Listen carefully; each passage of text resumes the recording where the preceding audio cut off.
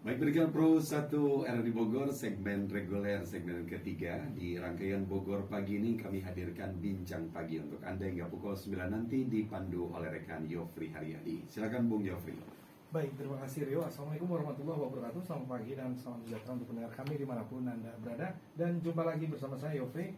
Kita akan ngobrol santai, berbincang, membahas topik-topik yang menjadi obrolan yang cukup panas di tengah masyarakat kurang lebih. Dan pagi ini kita membahas mengenai sebuah persoalan atau bukan kasus ya, aktivitas yang sudah berbelasan tahun bahkan puluhan tahun terjadi di Taman Nasional Gunung Halimun Salak, tepatnya di Gunung Salak, yakni penambangan emas tanpa izin atau PET ya. Orang lokal menyebutnya gurandil, kurang lebih seperti itu. Dan luar biasanya kali ini setelah terjun dari aparat TNI tentunya, semua lubang-lubang penambang emas tanpa izin di Gunung Salak dibabat habis. Dan pagi ini saya sudah kedatangan tamu yang istimewa, komandan-komandan luar biasa ini, garda terdepan NKRI. Beliau adalah Letnan Kolonel Infantri Ilham, Komandan Batalion Infantri 315 Garuda. Assalamualaikum, selamat pagi. Waalaikumsalam, selamat pagi Mas. Terima kasih sudah hadir di studio, Pak. Dan yang kedua adalah Letnan 2 Infantri M. Wirayuda. Ini Danton 3 yang juga menjadi dantim pengamanan penertiban tambang ilegal di Gunung Salak ya, TNI AS. Selamat pagi, selamat datang. Selamat datang. Mas, siap, Mas Wirayuda. Nah, kita ingin mengetahui dulu sebelum kita masuk ke bagaimana belusukannya teman-teman TNI, perintah langsung dari Pak Prabowo untuk menertibkan tambang-tambang ilegal yang ada di Indonesia. Salah satunya di Bogor ini ya, di Gunung Salak. Tapi kita ingin tahu nih, Danyon 315 Garuda ini seperti apa? Karena kan kami masyarakat sipil hanya bisa melihat dari luar. Iya. Apa itu sebenarnya? Iya. Terima kasih Mas. Ya. Selamat pagi Ya. untuk seluruh pendengar setia RRI. Sedikit saya jelaskan bahwa Batalion Infanteri 315 Garuda adalah suatu satuan operasional yang komandonya berada di bawah Korem 061 Surya Kencana, Bogor. Nah, kami bertugas untuk melaksanakan operasi-operasi infanteri, yaitu cari, dekati, dan hancurkan musuh. Tetapi juga merujuk pada Undang-Undang Nomor 34 Tahun 2004 juga punya 14 tugas, Mas, operasi militer selain perang, yang salah satunya adalah melaksanakan perbantuan. Demikian, Mas. Nah, perbantuan. Nanti kan ada tugas TNI selain perang. Salah satu penanganan bencana alam, terus kemudian perbantuan. Betul. Kemarin Gebiar Pasar Murah juga ada itu yang Betul. sembako, terus menanam padi, jagung, Betul. dan sebagainya. Ini beloknya terlalu tajam nih, tambang emas ilegal. Ya, Dan tidak hanya di Bogor ternyata, di seluruh Indonesia dilakukan serentak itu. betul. Bagaimana itu ceritanya? Ya, betul. Jadi memang kita mengikuti kebijakan pimpinan, dalam hal ini Presiden sebagai Panglima tertinggi Tentara Nasional Indonesia, dan sudah banyak terekspos di media. Yang terakhir dan yang viral kemarin adalah penertiban tambang emas ilegal di Bangka Belitung, itu Timah. Bangka Belitung ya. Timah. Kemudian yang paling terakhir kemarin itu di Morowali. Nah, dalam ekosistem besar kebijakan pemerintah ini, kami Batalion Infanteri 315 Garuda melaksanakan operasi di lapangan, tentunya di bawah perintah dan komando dari Panglima Kodam 3 Siliwangi dan Danrem 061 Surya Kencana. Nah, saya perlu jelaskan sedikit, Mas, bahwa kita melaksanakan perbantuan dalam arti ini adalah leading sektornya dari Kementerian Kehutanan. Jadi ada permohonan bantuan dari Kementerian Kehutanan kepada Panglima Kodam 3 Siliwangi, kemudian Panglima Kodam Siliwangi memberikan perintah kepada kami untuk melaksanakan pengamanan penertiban bersama dengan personel dari Direktorat Penegakan Hukum Kehutanan Kementerian Kehutanan. Demikian, Mas. Nah, ini senyap sepertinya, tapi efektif. Mungkin bisa cerita nih, Mas Wirayuda ini mengkoordinasikan di lapangan gimana? Saya tahu, Pak, saya 15 tahun jadi wartawan dan pernah ke Antam dan pernah mendapat intimidasi dari para gurandil ya, penambang emas tanpa izin itu ngeri di sana itu. Bahkan setiap ada penutupan besoknya gejolak, bahkan sempat dibakar itu PT Antamnya itu sama mereka. Senyap sekali nih. Siap. Nih, senyap bak-bibuk gitu. Siap, untuk kami sendiri selaku dan tim pada saat pelaksanaan itu menerima perintah dari komandan kami untuk berangkat itu pada tanggal 27 November untuk malam Oktober, hari ya? Oktober. I see. untuk bergeser ke diperbantukan untuk ke Kecamatan Nanggung itu ya, Siap. Pongkor. ke Pongkor. Setelah sampai sana melaksanakan briefing, kemudian pada saat pelaksanaan untuk kami juga sudah berkoordinasi dengan para dan Ramil dan Babinsa untuk mengamankan dan memberikan sosialisasi kepada masyarakat untuk menenangkan para masyarakat di sana tentang bahaya dan dampak buruknya dari tambang ilegal tersebut. Boleh disepil ada berapa banyak lubang yang sudah ditutup dan apakah pada saat penertiban atau penindakan dilakukan ada orang yang beroperasi di sana? Untuk lubang hampir total seluruhnya itu kurang lebih ada 200 lubang. 200. Siap. Untuk pelaksanaan pada saat penertiban lubang dan bangunan-bangunan tersebut, alhamdulillah semuanya lancar dan tidak ada kendala sama sekali. Tidak ada kendala. Siap.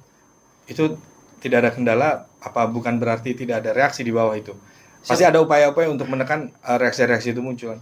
Banyak premannya kan. Siap. Kalau untuk hal seperti itu mungkin ada, tetapi karena sudah kami laksanakan sosialisasi bersama tim Polhut, Babinsa daerah tersebut, alhamdulillah semuanya berjalan lancar dan tertib. Masyarakat menerima keberadaan kami untuk melaksanakan penegakan hukum tersebut. Kalau dengar cerita kayaknya Pak lancar-lancar aja. Iya. Saya tahu ini pasti sulit ini Iya. untuk bisa mencapai ke sana, betul kan ya?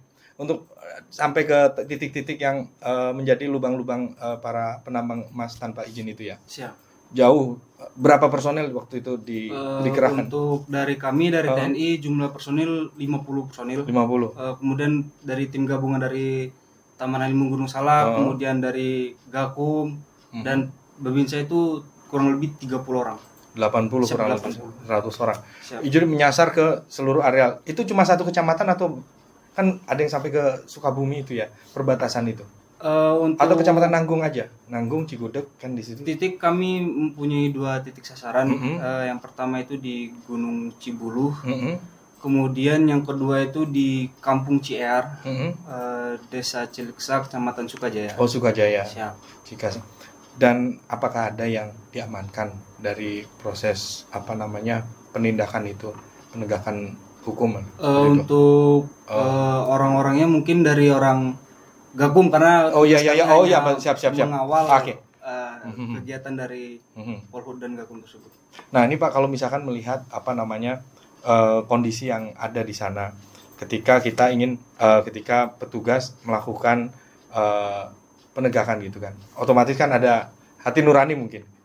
Iya. Kan banyak juga masyarakat yang hidup dari perbuatan ilegal tersebut. Iya.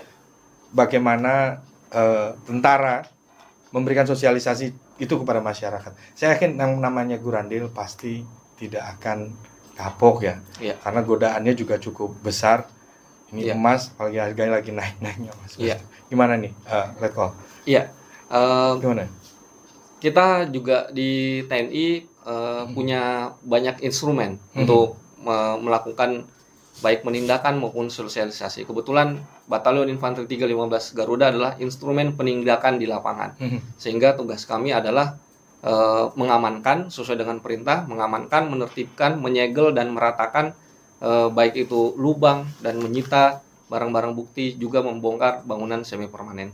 Sementara ada tim lain, Mas. Oh, ada tim lain. Tim lain ini adalah Babinsa, aparat kewilayahan, kemudian tim intel dari Gakum, Kementerian Kehutanan yang melaksanakan sosialisasi, edukasi kepada masyarakat. Tentunya yang Mas bilang tadi, ada juga yang penolakan karena juga di situ terdapat periuknya masyarakat setempat. Nah, ini memang merupakan tantangan, bukan saya bilang masalah, tetapi tantangan bagi pemerintah daerah setempat dan stakeholder terkait untuk bagaimana bisa memberikan alternatif penghasilan kepada masyarakat sehingga masyarakat punya pilihan lain untuk mencari penghidupan selain dari aktivitas ilegal ini. Karena pada sejatinya masyarakat di kampung, masyarakat lokal ini yang penting periuknya, dapurnya ngebul.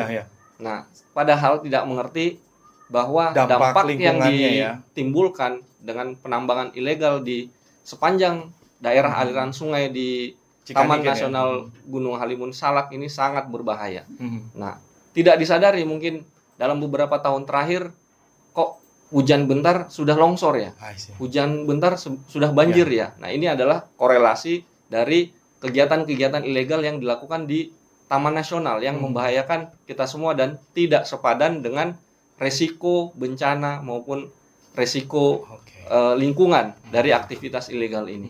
Itu Mas. Lokasinya jauh, terus kemudian mereka buka okupansi lahan gitu sangat besar gitu. Siap. Sampai berapa hektaran ya sih? Izin luas ya. Luas aja? Siap. Berapa tenda? Berapa tenda? Untuk tenda kurang lebih ada 200 tenda lebih. 200 tenda. Itu tenda dan bangunan semi permanen. Ya. Itu udah satu kampung itu ya, di tengah hutan seperti itu. Betul, satu kampung. Dan diamin gitu aja ya.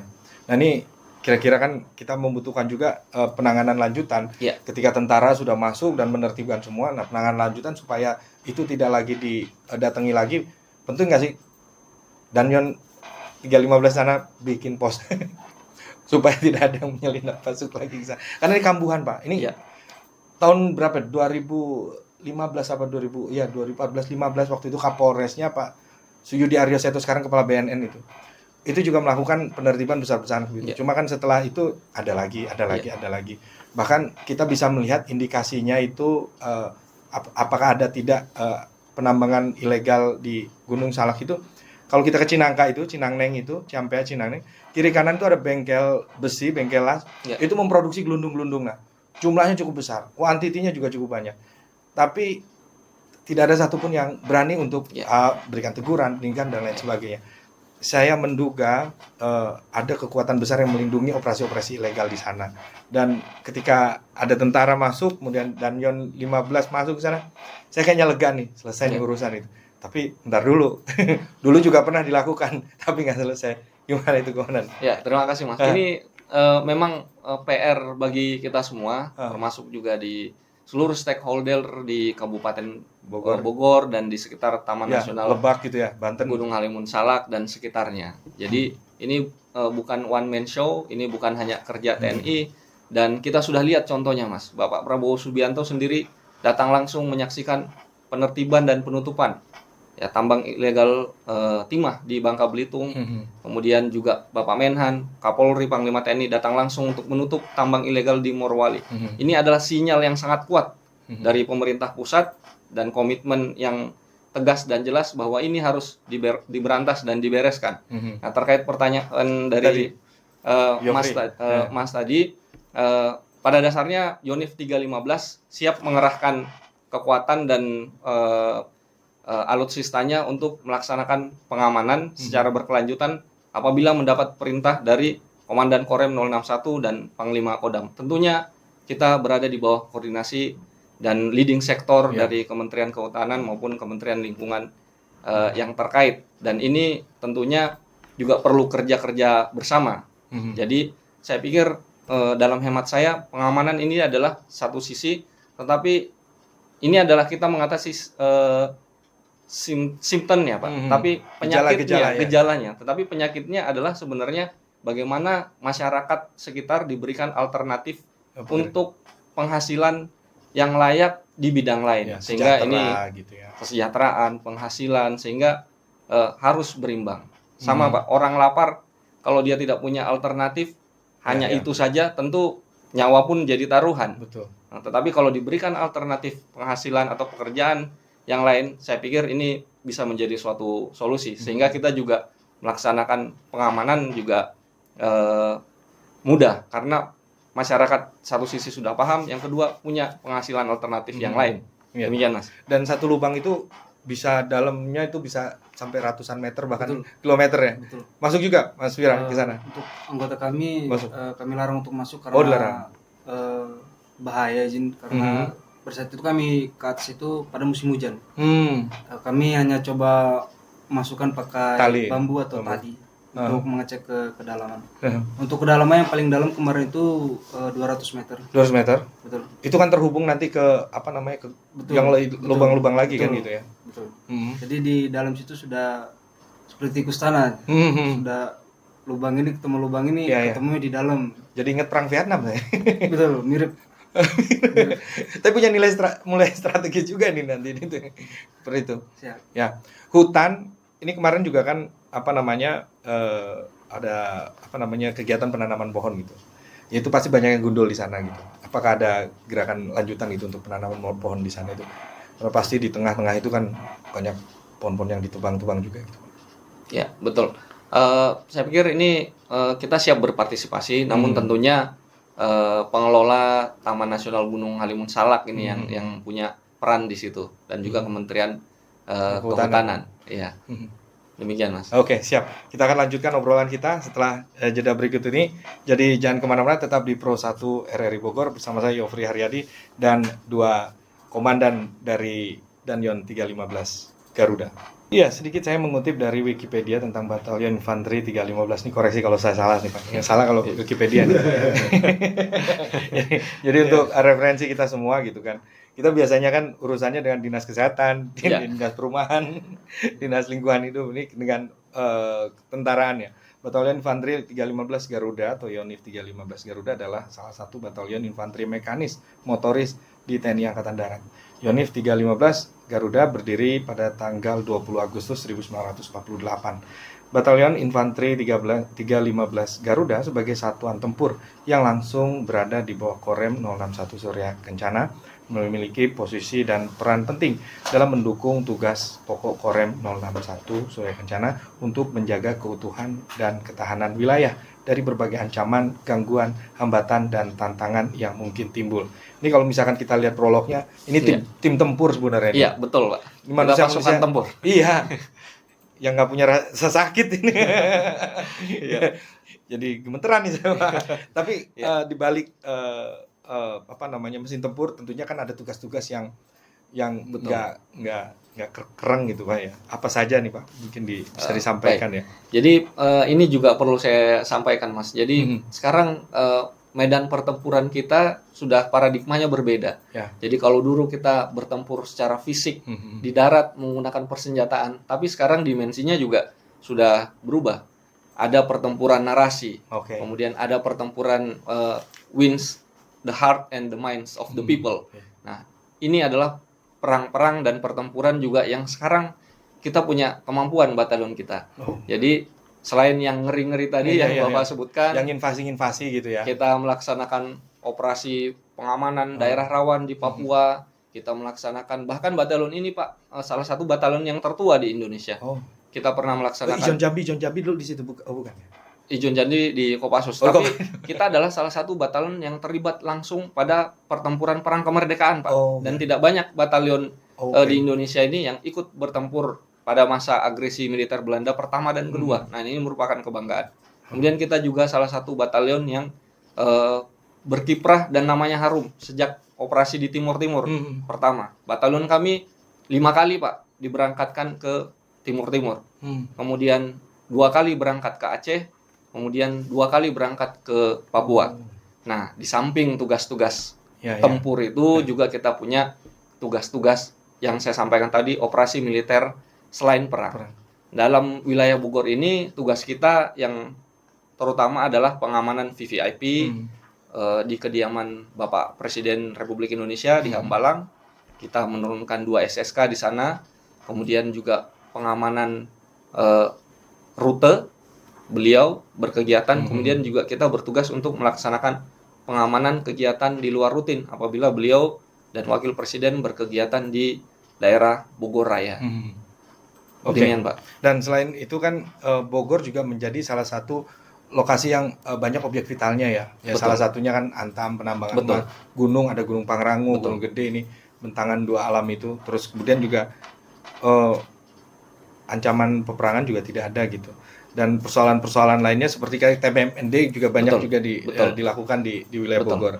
Nah, ini ke depan apa saja atau mungkin yang akan ditingkatkan itu di Batalion 315 itu untuk mungkin mendekatkan diri dengan rakyatnya, dengan sipil mungkin seperti itu. Betul. Jadi kita ada beberapa program, Pak. Ini kita lagi canangkan program prajurit Garuda Respect.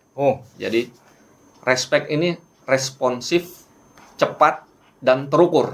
Ini yang ketahanan pangan itu juga. Iya, betul, Pak. Ya, ini Jadi kita canangkan program Respect. prajurit Garuda Respect, responsif, cepat dan terukur. Nah, dalam konteks ini kita berusaha membantu masyarakat dalam segi ketahanan pangan. Ya, di batalion kami saat ini kita membangun rumah hidroponik yang hasilnya sudah bisa dinikmati bukan hanya oleh prajurit, tetapi juga oleh masyarakat sekitar.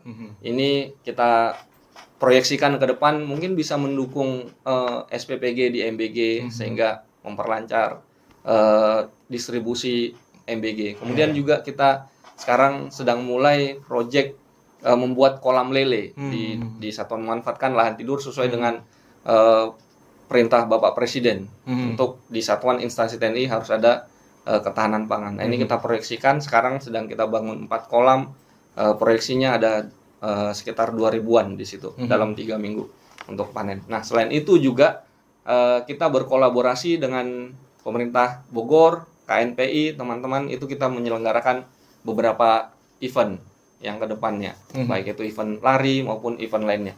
Juga Pak, di sebelah kami itu ada SD di situ dan Di Gunung Batu. di SDN 2 Gunung Batu itu juga anak-anak apabila berolahraga itu menggunakan fasilitas kita, Pak.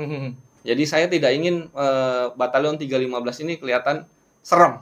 Iya, Sehingga saya buka itu digunakan fasilitas lapangan voli kita, lapangan bola kita untuk anak-anak, untuk anak SD maupun anak-anak sekitar lingkungan sehingga mereka happy dan senang dan merasakan manfaat atas adanya kehadiran batalion kami di Bogor ini. Ya, TNI bersama rakyat gitu kan Pak. Iya betul. Kan Pak. beberapa ada batalion-batalion yang kalau kita lama nongkrong duduk diusir gitu. Karena memang protokolnya seperti itu ya. Betul Pak. Seperti itu. Tetapi saya Tapi juga, pernah ada konser musik di 315 itu pernah kok Pak. Acara iya betul musik. betul. Jadi nggak angker-angker amat. Sebenarnya. Iya. Nah sekarang kita ingin jadi sahabat masyarakat Bogor dan sudah dan akan terus menjadi sahabat masyarakat dan warga Bogor dan sekitarnya. Jadi kita menantikan ada pasar murah nanti di 315 Insya ya, Pak, Allah, ya? mudah-mudahan. Jadi Iya. ada pasar murah terus ada tanknya di sebelah gitu. Iya, ya. iya ini juga Dilarang nawar. ini juga salah satu public expose dan bentuk Iya, iya. pertanggungjawaban kami, Pak.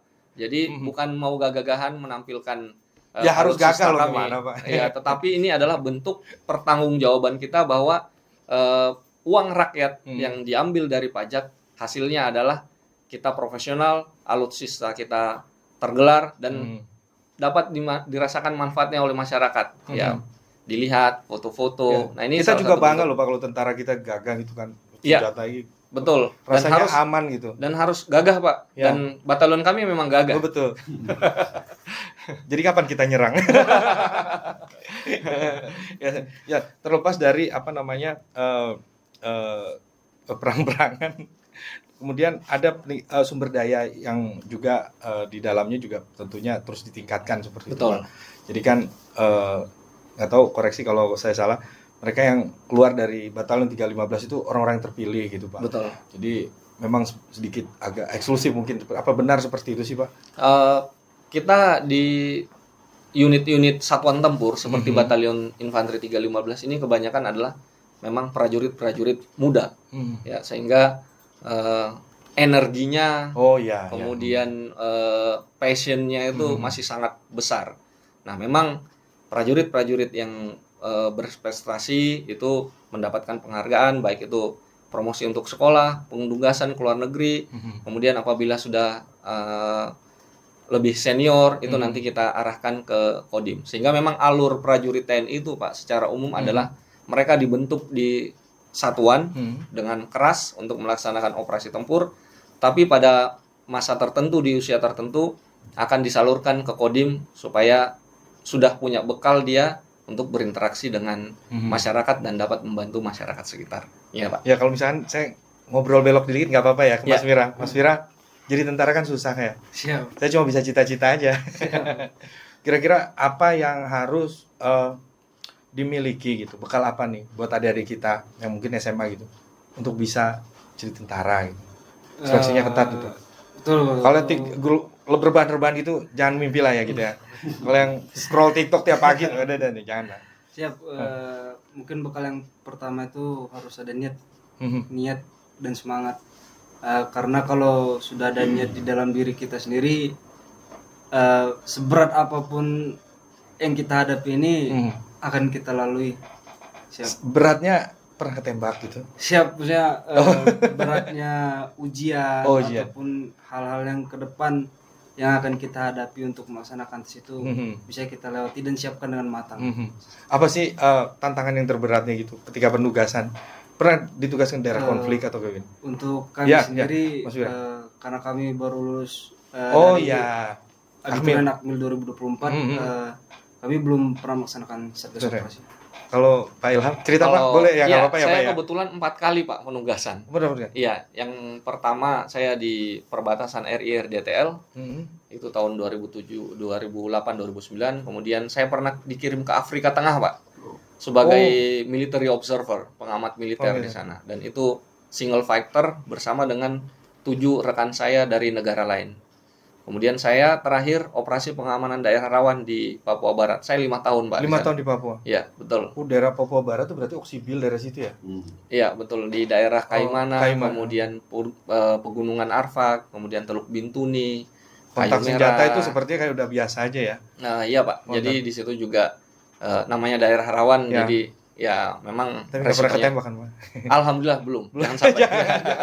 Maaf gimana ya. Ya kan artinya kan apa namanya resiko terberat dari profesi Bapak ini kan kill or to be kill ya seperti Ya, itu betul, ya. betul. Terus sudah gitu apalagi berada di daerah-daerah konflik seperti itu. Betul. Ya kadang keluarga juga ketika berangkat ya udahlah dianggap hilang. Ada sampai seperti Betul. itu. Tapi kan alhamdulillahnya kembali lagi seperti itu Betul. demi keutuhan negara kita.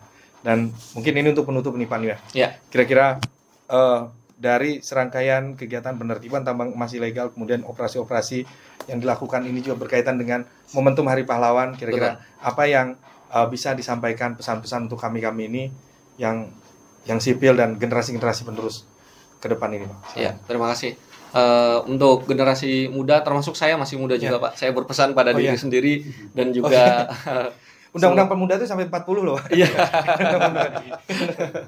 Alhamdulillah berarti saya masih kategori pemuda. Oh, ya, alhamdulillah. Kami berpesan bahwa masa depan Indonesia gemilang, kita punya sumber daya yang besar, kita punya manusia-manusia, sumber daya manusia yang tidak kalah. Kita harus mempunyai etos kerja dan semangat serta dedikasi, dan yang paling penting integritas untuk memajukan diri sendiri, memajukan keluarga, bermanfaat bagi masyarakat, bangsa dan negara. Demikian. Oke, luar biasa. Mungkin bisa ditambah nih Mas Wira Yuda nih. Namanya aja dong Wira Yuda, itu kan perang kan artinya. Betul. Diciptakan untuk perang. Silakan Mas. Untuk pesan kami, Indonesia terutama Kota Bogor ini mempunyai kawasan alam yang terbentang sangat-sangat luas, Ya. meliputi Gunung Halimun Salak dan lain sebagainya. Untuk anak-anak muda ataupun dari instansi-instansi lain, mari kita jaga alam yang ada yang sudah diberikan ini untuk kebaikan anak cucu kita nanti ke depannya. Ya. Selesai. Siap. Terima kasih. Terima kasih Bapak-bapak. Terima kasih, kawan-kawan semuanya. Mas. TNI dari Batalion 315 Garuda. Dan saudara pendengar, seperti kita ketahui bersama bahwa Republik ini berdiri tidak dibangun oleh satu atau dua orang, tapi dibangun oleh sebuah masyarakat. Dan apa yang kita laksanakan hari ini, yang kita kerjakan hari ini, akan menjadi buah di hari masa mendatang. Semoga apa yang kita sampaikan, yang kita bicarakan, dicatat sebagai amal ibadah oleh Allah ya, dan menjadi inspirasi untuk semua. Mewakili kerabat kerja yang bertugas, saya Yofri Haryadi undur diri. Terima kasih juga Terima Pak kasih. Letkol Ilham, Letda Terima kasih. Wirayuda atas waktunya. Mohon maaf jika ada kesalahan dan kekurangannya, itu datang dari saya, yang benar itu datang dari Allah. Billahi taufiq wal hidayah. Wassalamualaikum warahmatullahi wabarakatuh. Waalaikumsalam.